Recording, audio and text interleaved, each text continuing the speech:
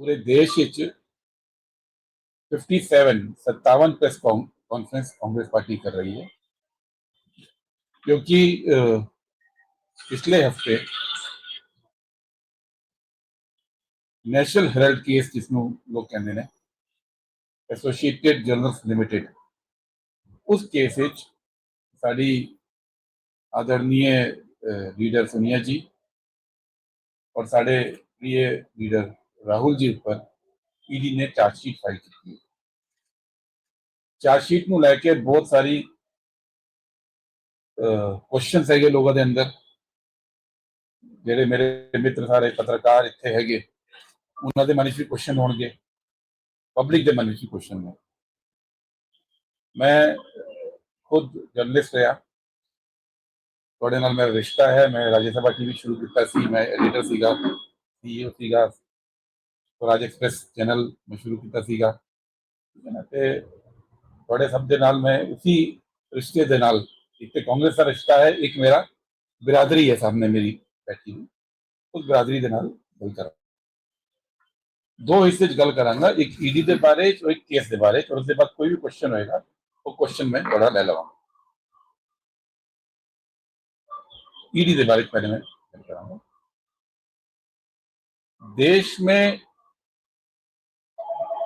ये एक powerful agency है, नाम एनफोर्समेंट डायरेक्टरेट। प्रधानमंत्री मोदी के राज में इसको बहुत ज्यादा पावर मिली हुई है, बेशुमार पावर। मतलब उसको जेम्स बॉन्ड बना दिया गया है इन्वेस्टिगेशन का। उसका कारण है, कानून में ईडी को इसलिए पावर दे पाए क्योंकि इंडिया एक इकोनॉमिक पावर हाउस बन रहा है, एक महाशक्ति बनने के रास्ते पे पिछले 20-25 साल से है। डॉक्टर मनमोहन सिंह ने जिस रास्ते पे इंडिया को डाला था, उसमें आज पूरी दुनिया हमारी फाइनेंशियल माइट को सलाम कर रही है। और जब आप सुपर पावर बनते हैं इकोनॉमिक, तो उस वक्त बहुत सारे ऐसे लोग होते हैं जो लोग आर्थिक अपराध करके, इकोनॉमिक ऑफेंसेस करके देश की नेशनल सिक्योरिटी को नुकसान पहुंचाते हैं, खतरे में डालते हैं। बॉर्डर की सुरक्षा एक चीज होती है देश को संभालने के लिए, और आर्थिक राष्ट्रीय सुरक्षा भी उतनी ही जरूरी होती है। आज के जमाने में जितना बॉर्डर खतरा होता है, उतना ही देश को आर्थिक मामलों में भी खतरा होता है। और देश में जो लोग आर्थिक अपराध करते हैं और अपराध करके देश के अंदर देश को कमजोर करने का काम करते हैं, उसकी जांच के लिए ये एजेंसी बनी, नाम ईडी। इतनी पावर ईडी को दी गई कि किसी को भी गिरफ्तार कर लेते हैं, किसी के ऊपर भी केस कर लेते हैं। इतनी पावर दी गई है, ईडी अगर किसी को नोटिस देता है तो मोदी जी के भाषणों को सुनाई देता है। इधर से ईडी ने नोटिस भेजा, उधर से मोदी के भाषण में। ईडी को कोई पीआरओ की जरूरत नहीं है आज की तारीख में, देश में जरूरत नहीं है, क्योंकि उसकी पब्लिसिटी खुद प्रधानमंत्री करते हैं। ईडी किसी के बारे में कुछ भी उठाता है तो खुद प्रधानमंत्री उठ के उसको पूरे देश में भाषणों में और अपने ट्वीट में और अपने को देते हैं, और पूरा देश का बच्चा बच्चा की शब्द आ गया। एक जमाने में जैसे लोग कहते थे सीआईडी, कहते थे गब्बर सिंह, वैसे ही अब ईडी। ईडी का काम क्या है? ईडी के 3 काम है। एक काम ईडी का है कि जो देश का पैसा लेकर भाग गए भगोड़े हैं, उन भगोड़ों को पकड़ना, ये उसका पहला काम है। दूसरा ईडी का है फेमा, जो फॉरेन एक्सचेंज का एक्ट है, जिसमें कि देश के लोग फॉरेन एक्सचेंज का काला धंधा ना करें, यहां का पैसा बाहर इन्वेस्ट कर देना या बाहर की एक्सचेंज की यहां चोरी करना, वो पकड़ना ईडी का दूसरा काम है। और तीसरा काम है मनी लॉन्ड्रिंग को पकड़ना, PMLA, prevention money laundering act. ये 3 काम ईडी के हैं। प्रिवेंशन ऑफ मनी लॉन्ड्रिंग का मतलब कि कहीं कोई क्राइम हुआ, उस क्राइम से कोई कमाई हुई, उस कमाई में से कोई इन्वेस्टमेंट किया गया। ये मनी लॉन्ड्रिंग की डेफिनेशन है कानून में, कि कहीं कमाई, कोई क्राइम हुआ, क्राइम से कमाई हुई, कमाई से इन्वेस्टमेंट हुआ। तो ये 3 काम ईडी के, भगोड़ों को पकड़ना,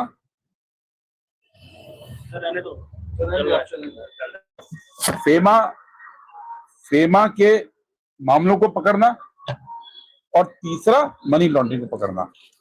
अब मोदी जी के 11वां साल में ईडी का रिकॉर्ड क्या है?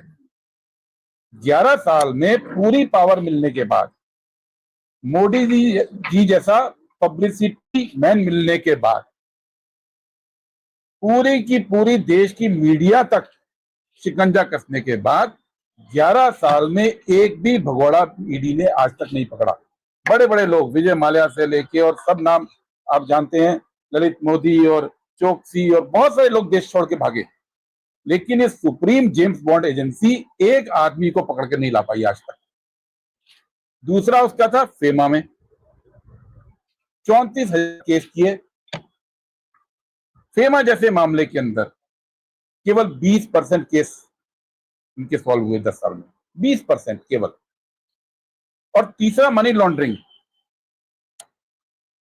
5,906 केस किए, ऐसे केस जिसमें किसी प्रॉपर्टी जब्त कर लेते हैं, जिसको चाहे जेल में डाल देते हैं, कितने भी दिन के लिए डाल देते हैं। केस सॉल्व कितने किए ईडी ने आज तक? 5,906 में से 23 केस, 23 केसेस आउट ऑफ 5,906। तो ये वो एजेंसी है जिसको जो काम मिला हुआ है, और वो काम देश की राष्ट्रीय सुरक्षा से जुड़ा हुआ है, देश की इकोनॉमिक सुरक्षा से जुड़ा हुआ है। तीनों काम में, एक में 0% अचीवमेंट, एक में 20% अचीवमेंट, और एक में आधे % से कम अचीवमेंट। ऐसी ईडी की चार्जशीट के बारे में आज हम आपसे बात कर रहे हैं। ऐसी एजेंसी जिसके खाते में सिर्फ और सिर्फ फेलियर लिखा हुआ है, उस ईडी की चार्जशीट के बारे में आपसे बात कर रहे हैं।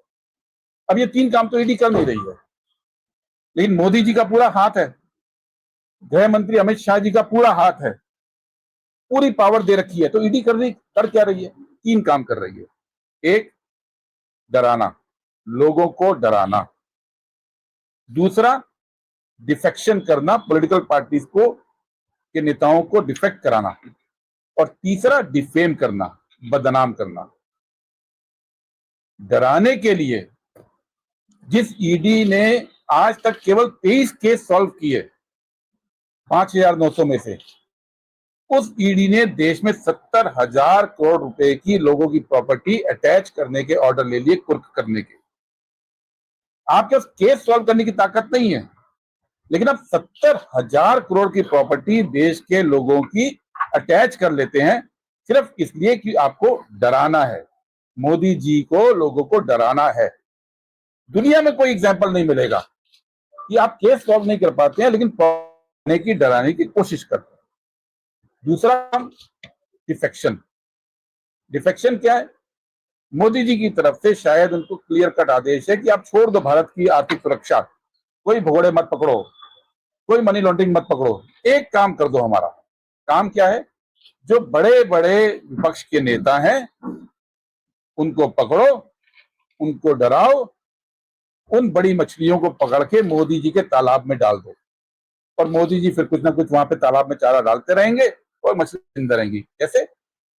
अजीत पवार, इसी ईडी ने, जैसे अभी हमारे बारे में कहा जा रहा है बड़ा घोटाला, इसी ईडी ने अजीत पवार पे 25,000 करोड़ रुपए का घोटाले की बात की थी, और आरोप लगा के मोदी जी के पास लाके छोड़ दिया। आज वो कहां बैठे हैं?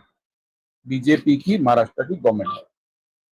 इसी ईडी ने हिमंता विश्व शर्मा को पकड़ा शारदा केस में, और मोदी जी के पास लाके छोड़ दिया। आज वो कहां पे हैं? बीजेपी के मुख्यमंत्री। इसी ईडी ने मुकुल रॉय को पकड़ा बंगाल में, ममता जी के लीडर थे वो, सबसे बड़े लीडर, उठा के बीजेपी में डाल दिया। इसी ईडी ने प्रफुल्ल पटेल को पकड़ा, और आज वो कहां है? मोदी जी के साथ। यानी ईडी का यह काम रहा कि आप बड़े बड़े नेताओं को विपक्ष के पकड़ो, डराओ और मोदी जी के पास आके छोड़ दो। अब समस्या मोदी जी की क्या है कि बहुत सारे नेता तो डरकर उनकी तरफ चले गए और थोड़े बहुत की बात नहीं कर रहे हैं। अभी पीछे एक कि बड़े सबसे बड़े 25 केस ईडी ने जो जांच की है 10 साल में, उसमें 23 नेता आज बीजेपी ज्वाइन कर चुके हैं। 25 में से 23 नेता जिनको ईडी ने टारगेट किया वो बीजेपी ज्वाइन कर गए। बचे कौन से नेता? सोनिया गांधी और राहुल गांधी। समस्या मोदी की यह है कि सोनिया जी और राहुल जी वो ईडी से डरते नहीं, वो मोदी जी के सामने सरेंडर करते नहीं, उनकी पार्टी कांग्रेस पार्टी बीजेपी के साथ हाथ मिलाती नहीं है, उनकी पार्टी कांग्रेस पार्टी बीजेपी के नफरत के एजेंडे पे चलती नहीं है। तो इसलिए बहुत क्लियर कट ईडी को एक मैसेज है कि सोनिया जी और राहुल जी जो झुक नहीं रहे हैं, जो डर नहीं रहे हैं, उनको बदनाम करो, डिफेम करो। तीसरा काम ईडी का हो रहा है, डिफेम करो, सोनिया जी को डिफेम करो, राहुल जी को डिफेम करो, ताकि पब्लिक के अंदर एक मैसेज जाए कि बहुत बड़ी गड़बड़ है। अब डर तो सकते नहीं है। देखिए, इन्होंने बहुत कुछ किया गांधी फैमिली के साथ, उनकी सिक्योरिटी छीन ली, एसपीजी हटा ली थी, तब नहीं डरे। राहुल जी की सदस्यता छीन ली थी, उनका घर छीन लिया था, तब नहीं डरे। इनको हर लेवल पे बदनाम करने की कोशिश की गांधी परिवार के लोग, तब नहीं डरे। तो डरने वाली तो ये फैमिली है नहीं। ये वो फैमिली है जो पिछले 100 सवा 100 साल से देश के लिए लड़ रही है, देश के लिए कुर्बान हो रही है, देश के लिए उन्होंने 2-2 शहादतें दी हैं, देश को अपनी सारी प्रॉपर्टी दान कर दी थी जवाहरलाल नेहरू जी ने, सारी प्रॉपर्टी। तो ये फैमिली डरने वाली नहीं है, लेकिन इस फैमिली को बदनाम करने की कोशिश अलग अलग ढंग से करते हैं। जैसे अभी बात से बात निकली कि नेहरू जी के लिए बदनाम करते हैं कि अब तो वो मुसलमान थे। जिस आदमी को पूरी दुनिया पंडित जी बोलती थी, पंडित जवाहरलाल नेहरू, साइन भी वो पंडित जी के नाम से करते थे, पंडित जवाहरलाल नेहरू, आज उनको बदनाम करने की कोशिश हो रही है। क्यों? क्योंकि नफरत फैलानी है। वही बदनाम करने की कोशिश के लिए नेशनल हेराल्ड का एक केस गढ़ा गया, मनी लॉन्ड्रिंग का केस गढ़ा गया। केस क्या है? केस बड़ा सिंपल सा है। 5 चीजें मैं बोलना चाह रहा हूं। एक, ये है क्या, ये वो कंपनी है जिसको जवाहरलाल नेहरू जी ने शुरू किया था, क्योंकि उस जमाने में 1935-36 के वक्त में पूरा का पूरा मीडिया अंग्रेजों के साथ था। आजादी का आंदोलन चल रहा था।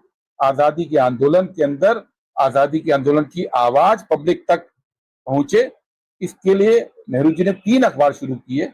एक नेशनल कांग्रेस के नेता थे जो सक्षम थे, जिन्होंने पैसा देके कंपनी शुरू किया, और ये बड़े सुपरहिट अखबार रहे।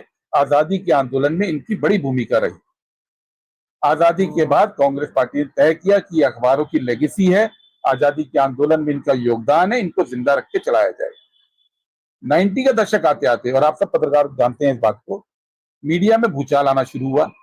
बड़ी बड़ी मैगजीन बंद हुई, इलस्ट्रेटेड वीकली, धर्मयोग, ऐसी मैगजीन, ऐसे अखबार बंद हुए। तो वो खतरा नेशनल हेराल्ड के ऊपर भी आया। नेशनल हेराल्ड अपने लोगों को सैलरी नहीं दे पा रहा था, पत्रकारों को।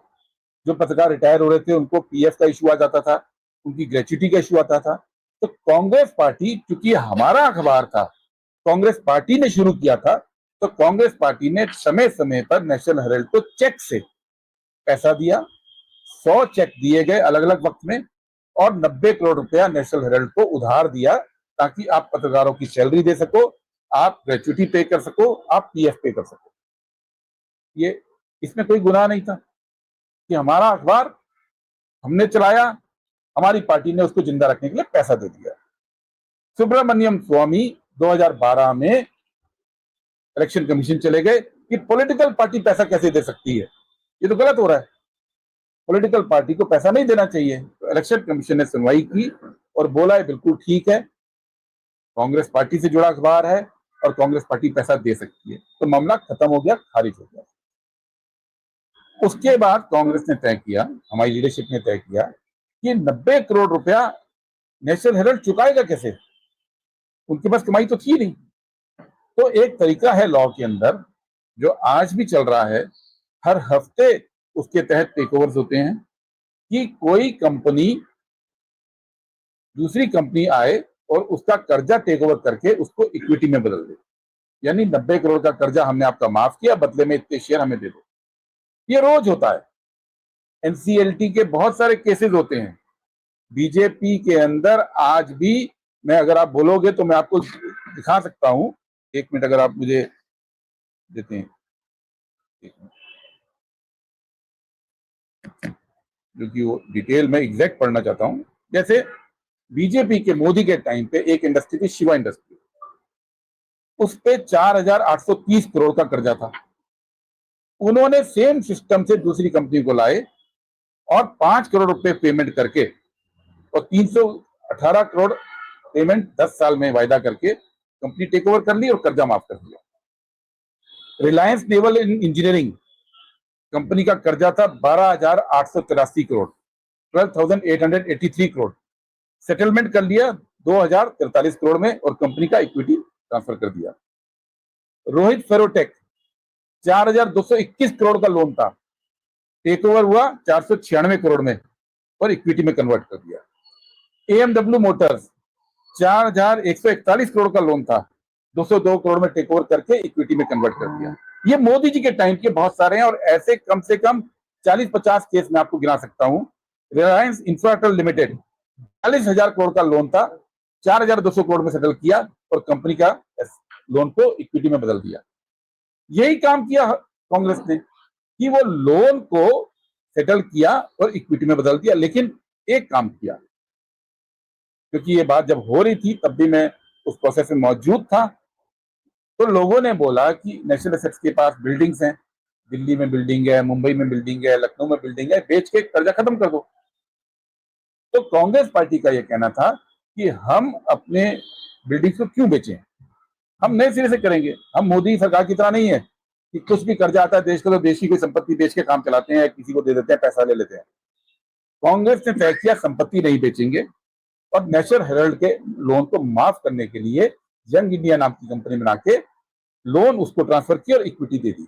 लेकिन शर्त क्या रखी, आज नहीं, कल नहीं, अनंत काल तक, इन परपेचुइटी नेशनल हेराल्ड यानी एजेएल की कोई भी संपत्ति को कोई भी नहीं बेच पाएगा, कोई नहीं बेच पाएगा, ये शर्त रख दी। दूसरी शर्त ये रखी कि नेशनल हेराल्ड के अंदर, एजेएल के अंदर जो कंपनी है और नेशनल हेराल्ड अखबार है, कभी भी कोई भी प्रॉफिट होगा तो वो नई कंपनी के पास नहीं जाएगा, दूसरी शर्त। तीसरी शर्त ये रख दी कि कोई भी डिविडेंड आएगा वो कभी भी दूसरी कंपनी के पास नहीं जाएगा, यंग इंडिया पे। चौथी शर्त ये रख दी कि यंग इंडिया के कोई भी डायरेक्टर्स नेशनल हेराल्ड से किसी किस्म का कोई फायदा नहीं उठा पाएंगे, कोई सैलरी नहीं ले पाएंगे, कोई स्टाफ नहीं ले पाएंगे, कोई गाड़ी नहीं ले पाएंगे। यानी जो कुछ नेशनल हेराल्ड का है वो नेशनल हेराल्ड के पास अनंत काल तक रहेगा, वो कभी भी कहीं और नहीं जा पाएगा। इस शर्त के साथ उसका पूरा कर्जा माफ कर दिया गया। अब ये गुनाह बताया जा रहा, इसको कहा जा रहा है कि ये गुनाह है। कंपनी हमारी कांग्रेस पार्टी की, अखबार कांग्रेस पार्टी का, कंपनी कांग्रेस पार्टी की, प्रॉपर्टीज कांग्रेस पार्टी के अंडर में आती हैं, सब कुछ हमारे घर का खेल है। लेकिन बीजेपी को उसके अंदर घुसकर एक ऐसा बताना था कि बहुत बड़ी गड़बड़ हो गई, मनी लॉन्ड्रिंग हो रही है। और मनी लॉन्ड्रिंग के 3 शर्तें, एक क्राइम होना चाहिए, दूसरा क्राइम से मुनाफा होना चाहिए, तीसरा उस मुनाफे को इन्वेस्ट करना चाहिए। कोई क्राइम नहीं है, क्योंकि वो तो एनसीएलटी के हिसाब से बिल्कुल क्लियर है, डेट को इक्विटी में बदलना। आज के लॉ में भी कोर्ट भी कहेगा कोई क्राइम नहीं है। कोई पैसा नहीं आया इधर की तरफ नेशनल हेराल्ड से, तो कोई प्रोसीड्स ऑफ क्राइम नहीं हुआ। और जब पैसा ही नहीं आया तो इन्वेस्टमेंट का सवाल ही नहीं उठता। तीनों शर्तें नहीं है मनी लॉन्ड्रिंग की, लेकिन मनी लॉन्ड्रिंग का केस है। और ये ईडी पहली बार नहीं कर रही है। मैं आपके मार्फत पंजाब के लोगों को बताना चाहता हूं, ईडी ने एक बहुत बड़ा केस इस देश के अंदर फाइल किया था, आप सबको याद होगा, वो था 2G का घोटाला। हमारी सरकार जाने की एक वजह 2G की घोटाला थी। 1,76,000 करोड़ का केस बनाया गया। ईडी ने 19 लोगों के खिलाफ चार्जशीट की ऐसे ही। तब भी मनी लॉन्ड्रिंग का मामला नहीं था, क्योंकि वो नोशनल लॉस था, काल्पनिक लॉस। उसमें पैसा किसी ने कमाया नहीं, किसी ने खाया नहीं, किसी ने किसी को दिया नहीं। लेकिन ईडी ने बीजेपी के दबाव में आके चार्जशीट फाइल कर दी कोर्ट में और 19 की 19 चार्जशीट खारिज हो गई, सबके सब बरी हो गए। एक केस प्रूव नहीं कर पाई ईडी उस चार्जशीट का मामला। ईडी ने एक और चार्जशीट की थी, दूसरा घोटाला की बात ये करते थे, घोटाला नाम देते थे, कोल घोटाला, 1,86,000 करोड़ रुपए का। बहुत सारे लोगों के खिलाफ चार्जशीट की, उनमें डॉक्टर मनमोहन सिंह भी थे, जो दुनिया के साथ सबसे ईमानदार प्रधानमंत्री आज दुनिया उनको मानती है रहे हैं। उनके खिलाफ भी मनी लॉन्ड्रिंग का केस ईडी ने कर दिया था, वो भी कोर्ट ने उठा के खिड़की के बाहर फेंका। कोल में भी किसी को सजा नहीं हुई, सारे केसेस खत्म हुए। ये वो ईडी है जो बार बार चार्जशीट करती है हमारे नेताओं के ऊपर और बार बार कोर्ट उसको बाहर फेंकता है। यही इस केस में भी होने जा रहा है, क्योंकि घोटाले नहीं है। घोटाला क्या होता है? घोटाला 2G का नहीं था कि 1,36,000 करोड़ का काल्पनिक लॉस। घोटाला ये होता है कि प्रधानमंत्री अमेरिका जाते हैं, एलन मस्क के सामने बैठते हैं, उनकी आया कि उनकी बच्चों की मौजूदगी में हमारा पूरा डिपार्टमेंट, पूरा विदेश मंत्रालय, पूरा प्राइम मिनिस्टर ऑफिस बैठता है और आके एलन मस्क को फ्री में स्पेक्ट्रम दे देते हैं, बिना बोली के, बिना किसी चीज के बोलते हैं स्पेक्ट्रम एलन मस्क के सैटेलाइट के लिए मिल जाएगा। ये होता है घोटाला। घोटाला ये नहीं होता है कि आप जो है काल्पनिक लॉस की बात कर देते हैं, आप कहते हैं कि कंपनी तुम्हारी, पैसा तुम्हारा, लेकिन घोटाला अपने घर में कोई घोटाला करता है? ये जो नेशनल हेराल्ड के पास प्रॉपर्टीज की बात पूरे देश के अंदर ये घुमा दिया, 5,000 करोड़ की प्रॉपर्टी है। और जब फाइल किया प्रॉपर्टी वाइज अटैचमेंट के लिए तो 410 करोड़ की प्रॉपर्टी बता बोली। क्यों झूठ बोला ईडी ने? हम लोग जितने भी कांग्रेस पार्टी के लोग, वो आप लोगों से आज पूरे देश में इसलिए बात कर, कोई एक व्यक्ति, कोई एक प्रूफ, पिछले 11 साल में मोदी जी की जो सरकार चली, और ये सरकार कैसे चली पूरा देश जानता है, पूरा कंट्रोल है उनका, डिक्टेटर की तरह। कोई ऑफिसर उनके खिलाफ मुंह नहीं खोलता, कोई मीडिया उनके खिलाफ मुंह नहीं खोलता, कोई जांच एजेंसी उनके खिलाफ मुंह नहीं खोलती। लेकिन 11 साल में एक केस में एक भी कांग्रेस के आदमी के खिलाफ, टॉप लीडरशिप के खिलाफ कोई प्रूफ ये नहीं ला पाए। देश की जनता को ये मालूम होना चाहिए कि ये जो फर्जी केसेस बनाने वाली फर्जी कंपनी है, ये एक बार फिर कोर्ट में फर्जी साबित होगी और पूरा का पूरा केस जो हमारा है वो खारिज होगा। कांग्रेस पार्टी कोर्ट में पहले भी गई, बार बार जाती है, बीजेपी बार बार बदनाम करती है। हम जीत कर आएंगे, लेकिन एक हम ईडी के अफसरों से कहना चाहते हैं, ये लोग आपसे गलत काम करवाते हैं, ये लोग आपको बदनाम कराते हैं। और बहुत बार ईडी के अफसर जानते हैं, टॉप वाले अफसर तो बीजेपी ज्वाइन करके एमएलए बन गए, टॉप वाले अफसर तो अच्छी पोस्ट ले लिए, लेकिन नीचे के जो अफसर हैं वो जानते हैं। मुंबई का केस सबको मालूम है ना, शाहरुख खान के बेटे का, जिनके खिलाफ किया वो बीजेपी के साथ मिल गए, वो अफसर सस्पेंडेड है, वो अफसर बदनाम होके निकल गया। ये सारे लोग जो गलत रास्ते पे चलकर गलत केस चलाकर डिफेमेशन करते हैं, उनको ये याद रखना चाहिए कि कल आने वाले समय में जिनके लिए आप कर रहे हो वो कब हाथ मिला लें आपस में और आपको छोड़ देंगे, ये आपको पता भी नहीं चलेगा। इसलिए इस देश में कानून का राज पे चलिए, संविधान के अनुसार चलिए। जो आपको संविधान ने जिम्मेदारी दी है ईडी को कि देश की आर्थिक सुरक्षा के लिए जांच कीजिए, जो भगौड़े हैं देश के उनको पकड़ के वापस लाइए, जो मनी लॉन्ड्रिंग एक्चुअल में हो रही है, 5,906 केस आपने किए, 23 आप प्रूव कर पाए हैं, फर्जी केसेस को हटाइए और असली पे काम कीजिए, क्योंकि देश के प्रति आपकी देशभक्ति इसी से प्रूव होगी कि आप देश की सुरक्षा कैसे कर रहे हैं। आर्थिक सुरक्षा पॉलिटिकल केसेस के पीछे जाकर आप अगर करेंगे तो आने वाले समय पे जनता भी और आने वाली सरकारें भी आपसे जवाब जरूर मांगेंगी।